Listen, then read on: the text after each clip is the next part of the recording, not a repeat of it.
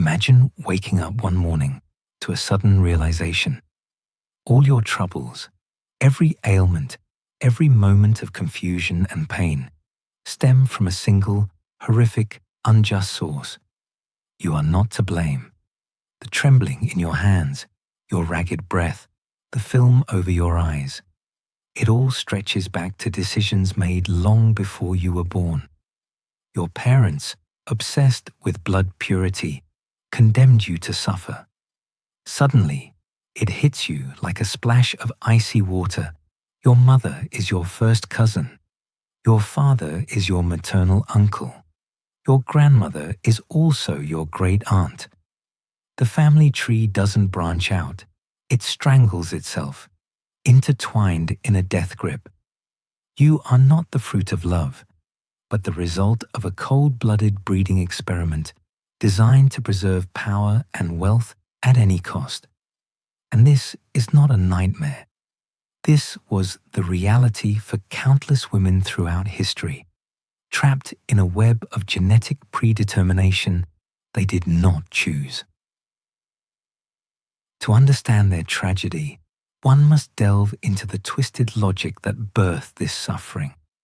For centuries, European monarchs believed that marrying relatives was the key to securing their divine right to the throne. They considered their blue blood to be literally different from that of commoners, purer, holier, blessed from above. This practice became so commonplace that by the 16th century, the royal families of Europe had become a giant network of cousins marrying cousins, uncles taking nieces as wives, and siblings producing children destined to rule empires. They did not understand, could not even imagine, that they were creating a genetic hell whose echoes would reverberate for generations. The Habsburgs of Austria and Spain perfected this art of self-destruction. Their motto might as well have been, "Let others wage war, you, happy Austria, marry." But these marriages brought no happiness. They were calculated genetic catastrophes that produced some of the most tragic figures in history. You were born in Vienna in the year 1634. The Hofburg. Its dark corridors greet you not with light, but with shadow. Pain. From the first second, only pain. The Habsburg curse is your inheritance. It is written in your blood, in your very essence. Generations of first cousins. Marriages, marriages, marriages. The family tree is a noose tightening around your neck. You are different from the very beginning. While other children run, play, you can only dream of it. Every step is agony. Your spine is curved, unnaturally. A stoop is your shadow, your curse. Your breath is short, rapid, like a cornered bird's. Your jaw, it juts forward. You can barely chew. Servants cut your meat into tiny pieces. Even so, every meal is torture. Carefully, slowly, swallow by swallow. But the physical pain, it is nothing compared to what you know. The reason you suffer. You grow up surrounded by portraits, your ancestors. In every face, you see echoes of your own deformities. Your uncle, the same jaw. Your grandmother, a twisted spine. You are not alone. No, you are just a link in the chain. The latest victim, a genetic catastrophe. The price for purity of blood. The physicians, bloodletting. Prayers, useless. They whisper about the Habsburg curse. Behind your back, to your face, they speak of mysterious ailments. God's will, a lie. They know the truth. Everyone knows. But they remain silent. Your suffering is the direct result of their obsession. Your parents, your grandparents. Blood, only blood. The rooms are dim. The curtains are drawn to hide you from the world from you. You learn to read, voraciously. Your mind is the only thing that works. Books, worlds where blood doesn't matter. Love, marriages for love. Children born free. without the sins of their ancestors imprinted on their bones. You lie still, holding your breath. You hear the creak of the leather chair under the weight of the court physician. You feel his gaze, cold and sharp as a scalpel, gliding down your back. The smell of medicine and sweat fills the room, catching in your throat. The curve of the spine, the protruding jaw, the weakness in your limbs. The words fall like stones into the well of your consciousness. You are not a person. You are a clinical case, a living exhibit in a museum of genetic errors. The silence presses on your eardrums, deafening you. Loneliness, that is your true affliction. Worse than the pain, sharper than steel. You hear whispers behind the door. It's them, your cousins, your suitors. They look at you from a distance, then quickly turn away. You see the disgust in their eyes, the fear. You feel the blood rush to your face in humiliation. Negotiations begin. Negotiations end. It's always the same. You are unmarried, not by choice, by sentence. Even here, in this world of tangled bloodlines, your deformity is too loud, too obvious. 32 years old. Inhale, exhale, pain. Your body gives up, slowly, relentlessly. You feel your bones ache, your breath growing heavier, more ragged. The list of illnesses on your death certificate will be long, but the true cause will remain unnamed. You died because they chose power, because they chose purity of blood over humanity. And now you are no longer Mariana, but Hana, Hana of Castile, Hana the Mad. The year is 1479. You hear the ringing of bells, see the golden threads on your parents' clothes. Isabella, Ferdinand, the Catholic monarchs. They expelled the Jews and Muslims. They funded Columbus. They destined you for greatness. But greatness turned into a curse. Childhood is like a dream, bright, sunny. You are intelligent, educated. You speak several languages. But in every cell of your body, in every fold of your brain, madness is already taking root. The seeds have been sown. Then him, Philip, the handsome of Burgundy. You hear his laugh, cold and arrogant. You see his eyes, empty and indifferent. You feel his touch, slick and clammy. A marriage, a political alliance, a psychological war. He is unfaithful. He is cold. He is manipulative. And you love him, obsessively, recklessly, the way only someone mad can love. A love that seems like madness to them. But was it madness? Or was it how you would react to the hell you were thrown into? Hana, you were raised to believe that marriage was your purpose, that bearing an heir was your duty to God. When that marriage became torture, what was left? Your mind fractured, you broke. Philip died suddenly in 1506, and that's when the real nightmare began. Your grief turned into an obsession. You refused to let him be buried. You transported his coffin all over Spain. You opened the lid again and again to touch his face, to breathe in the scent of death. You clung to the only connection you had, however morbid. He was cruel, yes, but he was the only one who saw you. Your father, Ferdinand, and later your son, Charles V, declared you insane. They locked you away. 46 years in the monastery of Santa Clara in Tordesillas. Cold, darkness, hunger. They stripped you of everything. Servants whispered that you wouldn't wash for weeks, that you tore at your clothes and screamed until you were hoarse. But tell me, were you mad? Or is madness what they turned you into? Historians say it was politics. You were simply moved out of the way. But you felt. You suffered from depression, from anxiety, from the terror of what you had endured.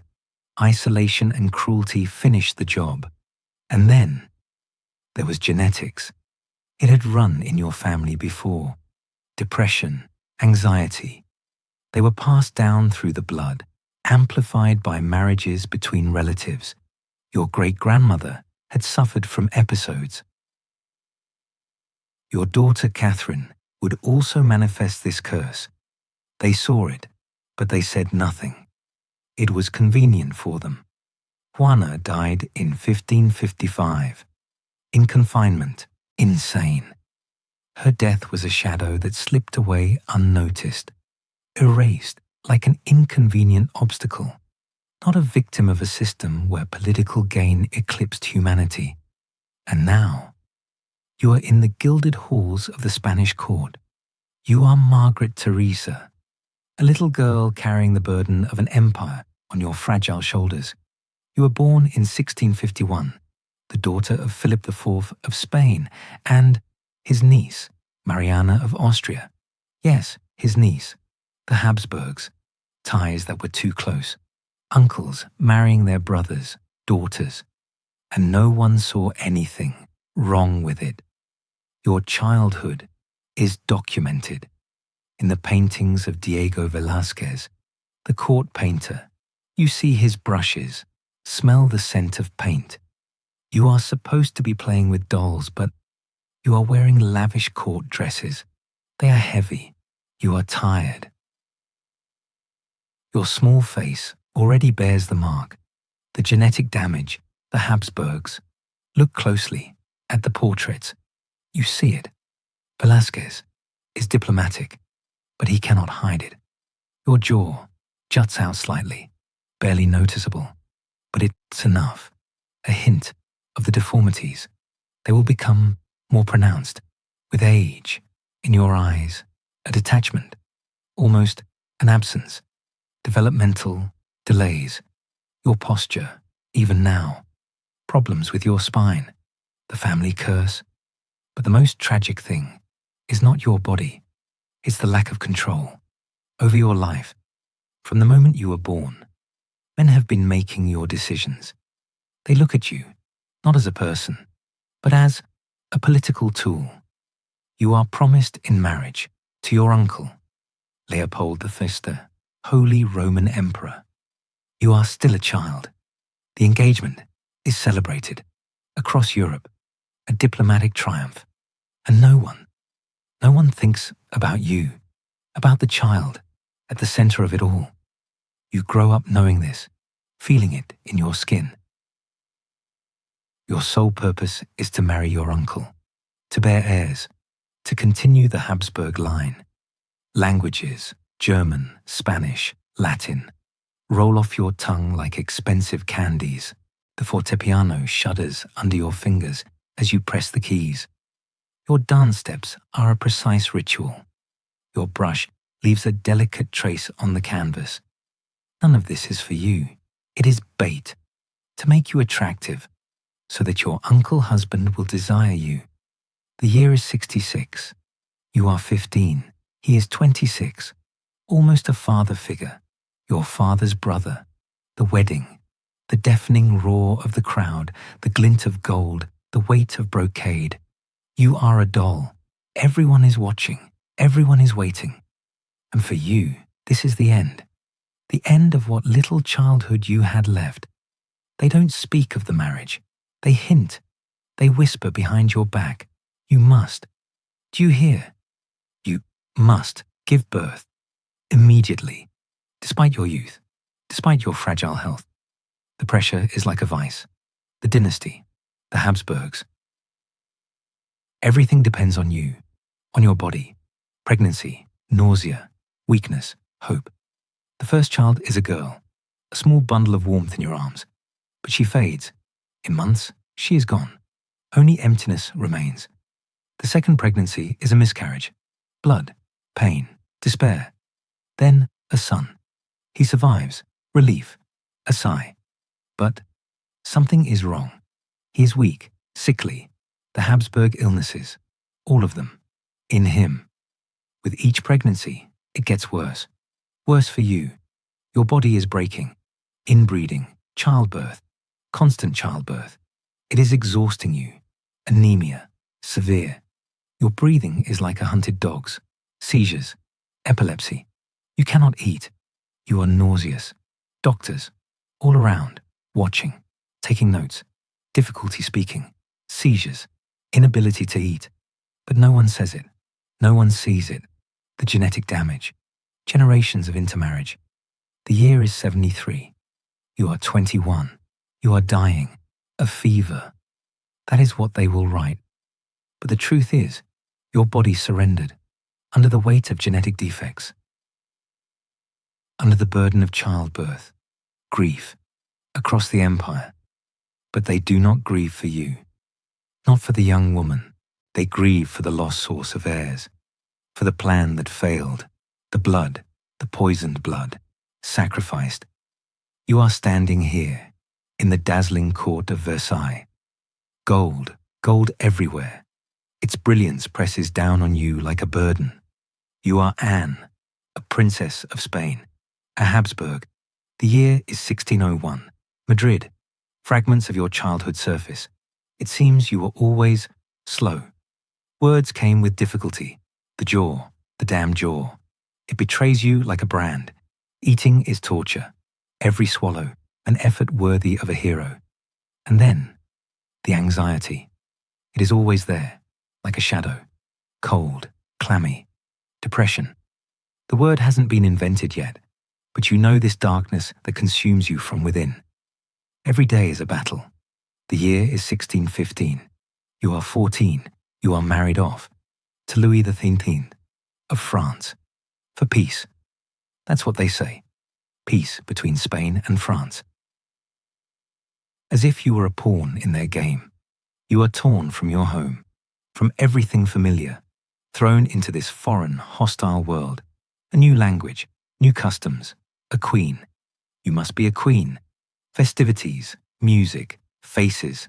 Everyone smiles at you, but in their eyes, you see only calculation, coldness. Louis, your husband, he looks right through you as if you were a ghost. Cold, distant. He is broken too. You can feel it. His darkness is different, but it's there.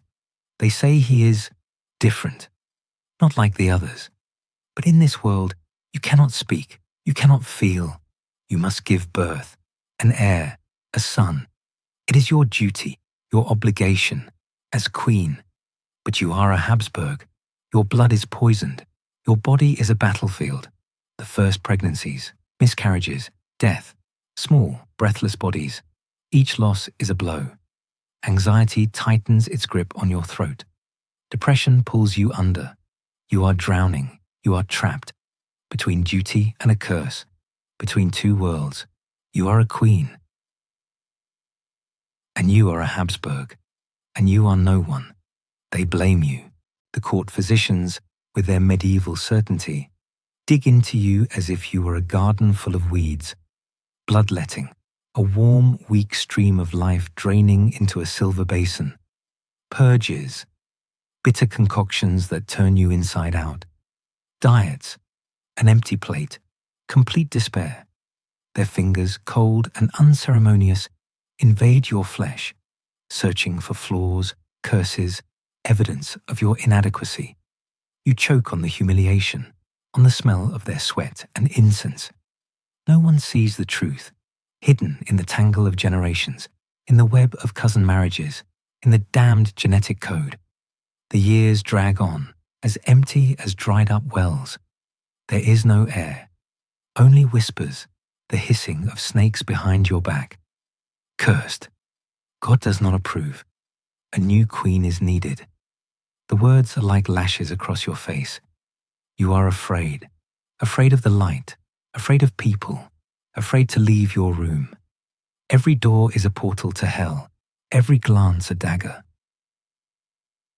The days blur into an endless night, spent in the confinement of your own chambers. Louis.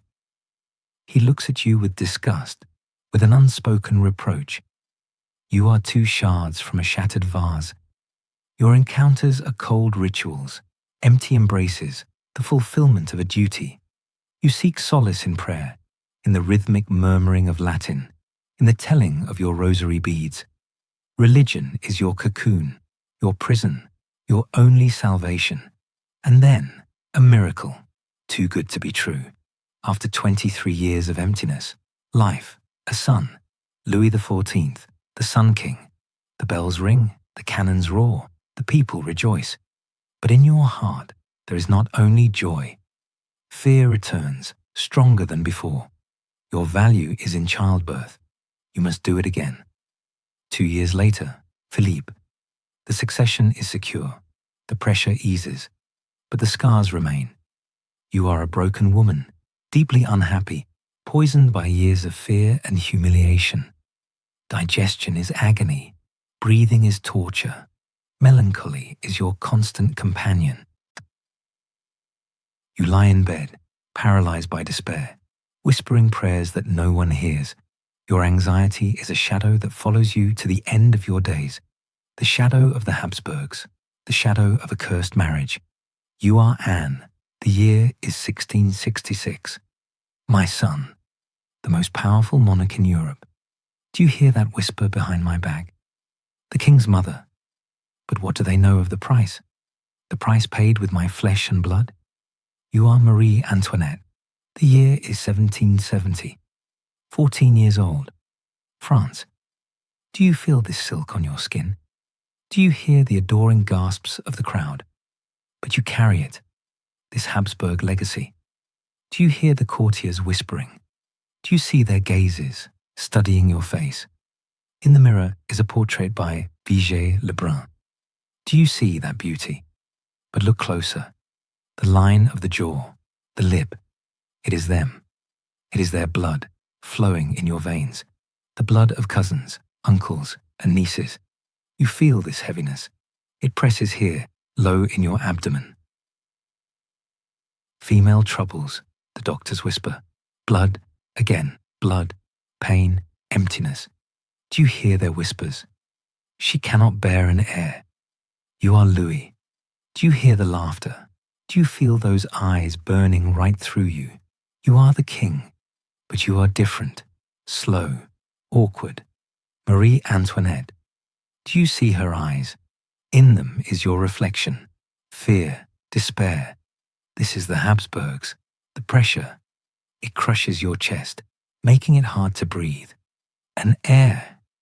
You hear the word like the tolling of a bell in an empty church. 7 years. 7 years of malicious stares, of courtiers whispering behind your back like rats in a cellar. You lie on the couch, the cold leather unpleasant against your skin. The court physicians palpate your abdomen, searching for a flaw, a cause. But they don't see what's inside.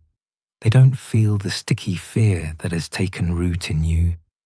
They don't know that marriage is a battlefield where you both, like wounded animals, tear at each other. Inbreeding. The word sounds like a curse, a sentence written in your blood. When pregnancy finally comes, there is no relief, only a new circle of hell. Nausea torments you, turns you inside out. Panic. It comes in waves, suffocating you, flooding your consciousness. Prenatal depression, that's what they call it. You feel broken, empty. Marie Theresa. She was born, healthy, but then emptiness, miscarriages, infant deaths. Each loss is like a piece of your soul being ripped out. Your genetic legacy becomes your prison. The French Revolution is a storm, and you are a broken boat in its epicenter. Anxiety paralyzes you. Depression pulls you to the bottom. Hormones play a cruel trick. Your mind clouds over. You cannot navigate this chaos. Impulsiveness, emotional outbursts. In a stable world, these would just be character traits. Here, they are a death sentence. You see their glances. You notice how they whisper behind your back. Increasingly erratic behavior. That's what they say. Manic activity. Deep depression. You swing between them like a marionette jerked by strings. Incapable of consistent political judgment. They are right. You can't. You don't know how. What is it? A psychiatric condition? The Habsburg curse? Let them eat cake. You never said that. But they use it. They paint you as heartless, detached from reality. Your tragedy is not that. It's that you are too sensitive. You are drowning in suffering, and you don't have the strength to swim out. You are crushed. You are standing. The cold of the stone floor seeps through the thin fabric of your dress. Questions. They hail down on you. You hear voices but cannot make out the words. Inside, there is an emptiness, ringing, all-consuming. Your gaze drifts over the faces of the judges, strangers, hostile. You try to focus, to remember what you must say, but your thoughts scatter like frightened birds. There, a flash. A bright light hits your eyes. You see yourself as a little girl, running through a sun-drenched garden, laughter, flowers, carelessness, then darkness, and again this courtroom. Courage, yes, you must be strong. For them, for France. But how? How can anyone endure this hell? Every word is a blow. Every glance is like a blade. Tomorrow it will all be over. On the scaffold, the wind whips your hair. You feel its cold breath on your neck. The crowd roars. You see their faces, vicious, thirsty for blood. Dignity. You must maintain it. To the end. Resignation. You don't understand. What for or why? In your final moments, you see only the sky. Vast, bottomless, indifferent. The genetic line, severed. Forever. Maria Margarita. The whisper of a name in the empty halls of a palace. Born in 1651. You feel her pain, her fear, her loneliness. 7 years. 7 years of silence. 7 years of struggle. A child who cannot speak. A child who cannot walk. A child doomed to be married. Royal blood. A curse. A brand. You see her eyes, full of terror, full of incomprehension. Autism. A word that did not exist then. A diagnosis that would have changed nothing. She is just one of many. A victim. A pawn in the Game of Thrones. The infantas, the sisters, the cousins. They are all shadows, ghosts of the past. Charles II, a king born of incest. His genetic code is a nightmare. Impotent, epileptic, feeble-minded. 16 generations. 16 generations of inbreeding. 16 generations of suffering. You feel their pain, their despair, their powerlessness. A genetic catastrophe. Ruin. Their stories are medical treatises, written in blood and tears. You hear their voices, quiet, muffled. They are calling to you. They are asking for help. But you can do nothing. You can only listen. And remember, you see her. Maria Theresa, your sister. She is shaking. Convulsions. The falling sickness, the doctors whisper. Epilepsy. Every breath is an agony for her. To climb a flight of stairs? Impossible. You hear her ragged breathing. Her jaw is twisted. Liquid food is all she can swallow. Her back, so curved that without support, she would collapse. The Alcazar, Madrid, a palace, more like a hospital, surrounded by doctors, surgeons, priests, all of them hunched over the royal children. A genetic catastrophe, shared by all. Epilepsy, delays, deformities, weak immune systems, madness. You read the records, a medical textbook on inbreeding, on its consequences. But even in suffering, you are obligated to produce an heir, negotiations, marriage. Your unsuitability doesn't matter. Medical reports fly across Europe, not out of concern, for assessment. You are breeding stock. Maria Margarita. You will marry your cousin, Leopold I, the emperor. He was already married to Margaret Theresa. That marriage was a disaster. Your delays. You don't understand. Marital duties, physical problems. All of it makes it impossible. Torture, impossible to describe. You know. Your value is in bearing children, but your blood, it is poisoned. A healthy child would be a miracle. Fear, constant pregnancy. Every conception is a risk. For your life, for the child's life. A child even sicker than you. You read these lines, lines soaked in blood and despair. Words from court records, laying bare the human cost, a cost written on souls. You are one of them. The parchment rustles, the ink smells of soot and fear. In these letters is your life. Miscarriages, infant deaths, the constant sticky terror of every pregnancy. They write of children, of your children, born so deformed that life leaves them while still in the womb.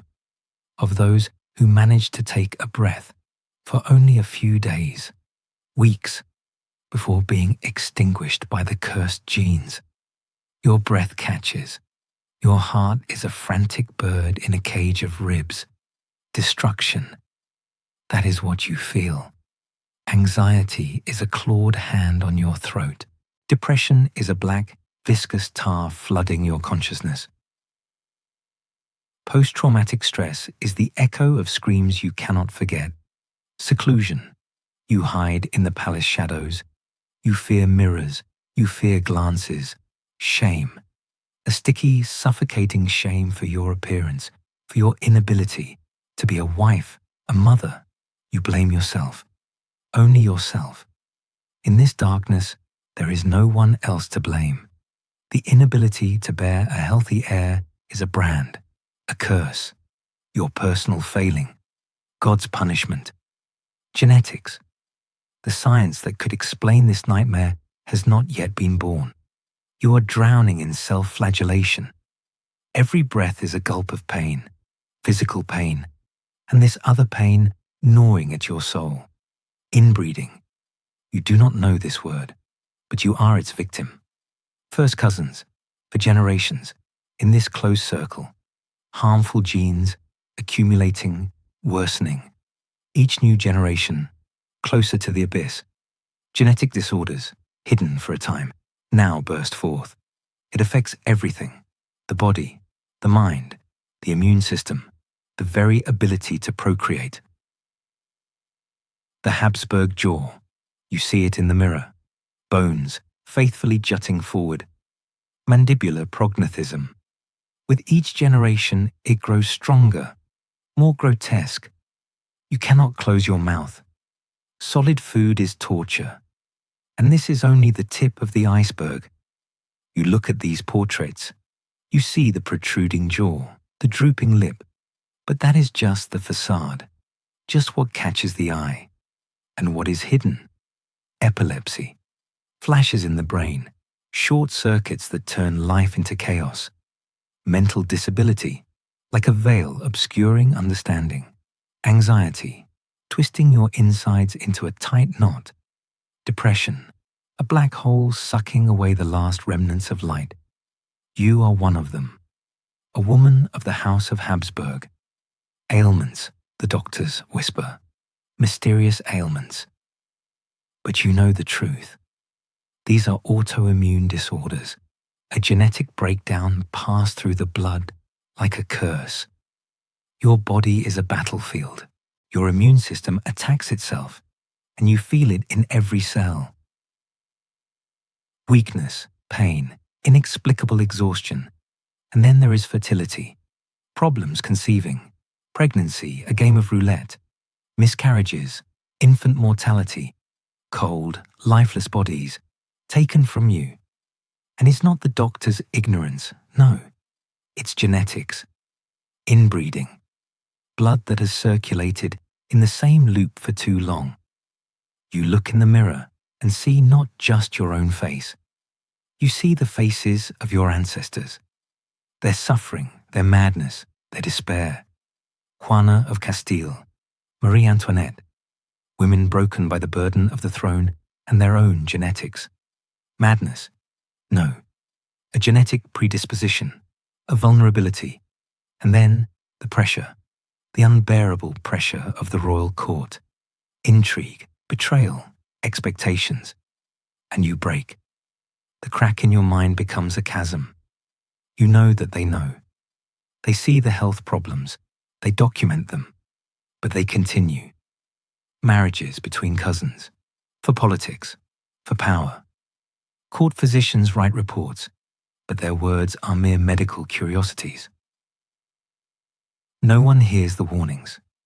No one wants to hear. It is obvious. The link between inbreeding and disease is obvious.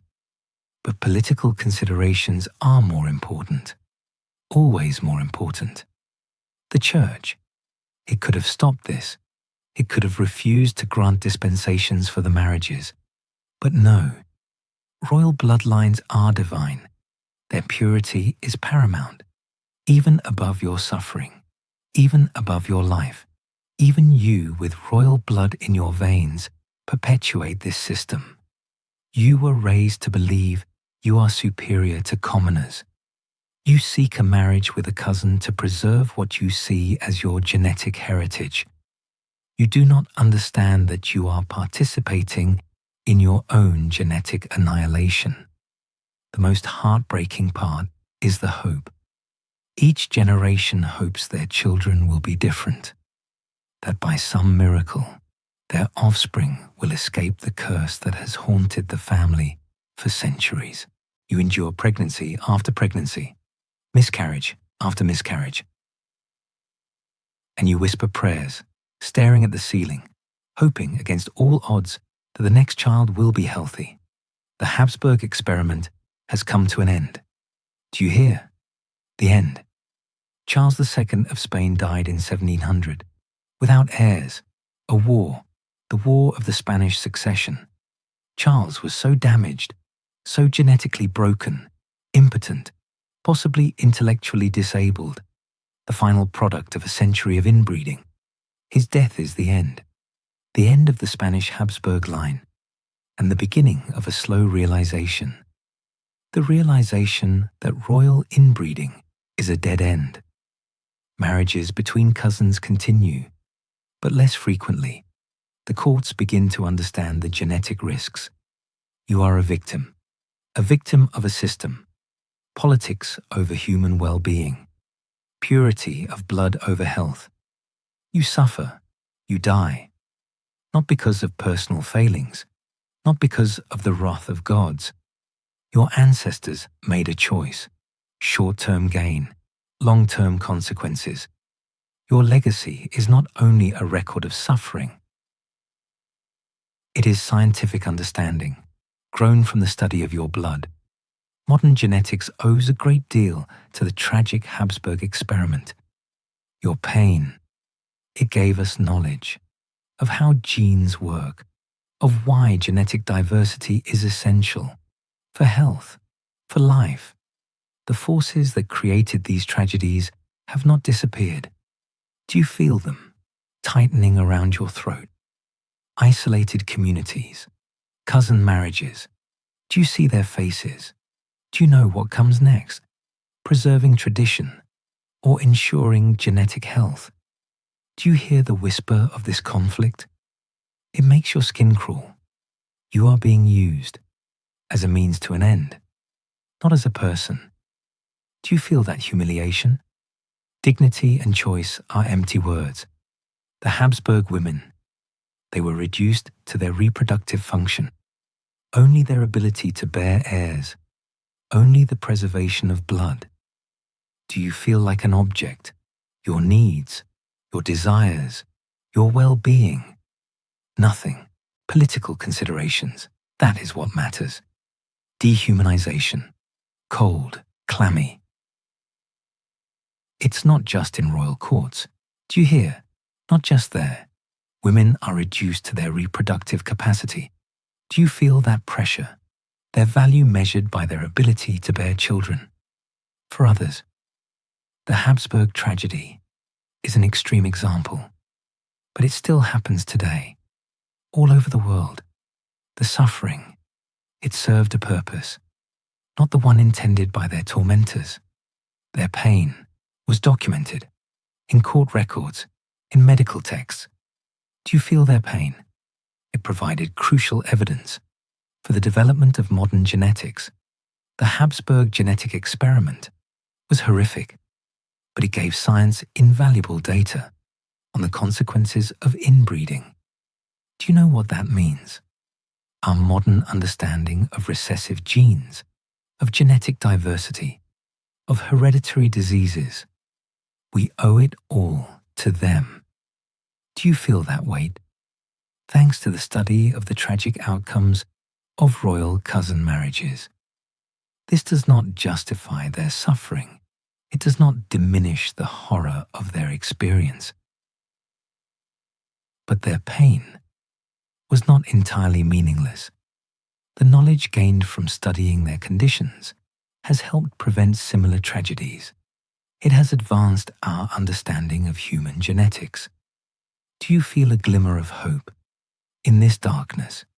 The women, Mariana of Austria, Hana of Castile, Margaret Theresa of Spain, Anne of Austria, Marie Antoinette, and the forgotten Spanish infantas.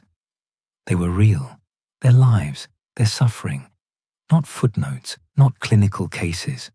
They were daughters, wives, mothers, people. They deserved better. Genetics and politics. Remember, place humanity above politics. Recognize the dignity of every individual. Even powerful institutions cause suffering when they lose their humanity.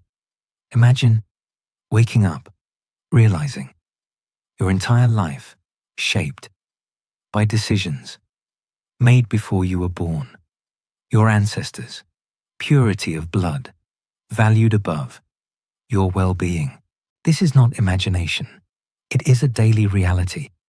You live with the knowledge that your physical pain, your mental anguish, your reproductive failures, your social isolation, all stem from a single source, a genetic code, poisoned by inbreeding.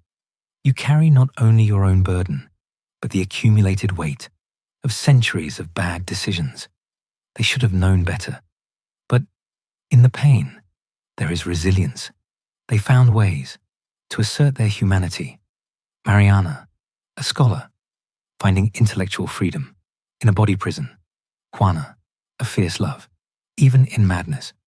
Margaret Theresa, dignity amid suffering. Anne, solace in faith. Marie Antoinette, courage, facing death. Remember, even in the darkest of circumstances, the human spirit finds worth. Learn from their suffering. Never again should political, economic, or social goals demand the destruction of human beings. You stand here in a silence that is deafening after so many years. The stone beneath your feet is cold, even through the thick leather of your boots. The dust, centuries of dust, tickles your nose, forcing you to swallow the thick saliva in your throat. Remember their faces, pale, contorted in a grimace of pain, frozen in eternal silence, eyes full of despair, of pleading, of extinguished hope. Do you see their hands tremble as they are torn from you? Do you hear the muffled sobs they tried to suppress so as not to bring wrath upon you? Do you feel the sticky fear that has seeped into every cell of your body? Their suffering. It could have been prevented. It could have. But it wasn't. Instead, you see before you only cold stones, silent witnesses to their torment. You hear the echo of their whispers, lost in the labyrinth of memory. You feel the weight of guilt pressing on your shoulders like an unbearable burden. Their legacy is one of tragedy and redemption. A tragedy seared like a brand on your soul. A redemption that glimmers like a ghostly light at the end of the tunnel. They paid the ultimate price. So that you, standing here, in this silence, might finally understand, human worth is not measured in blood. It is not determined by genetics. It does not depend on a title. It is found in courage, in the ability to recognize our shared humanity, in compassion, in love. Do you hear it? Their voices, they resonate despite death, despite time. They ask for little. Remember us, not as queens, not as politicians, as people, as those who deserved better. Learn from our suffering, so that others, so that no one else, will ever know this curse, the curse of pure blood.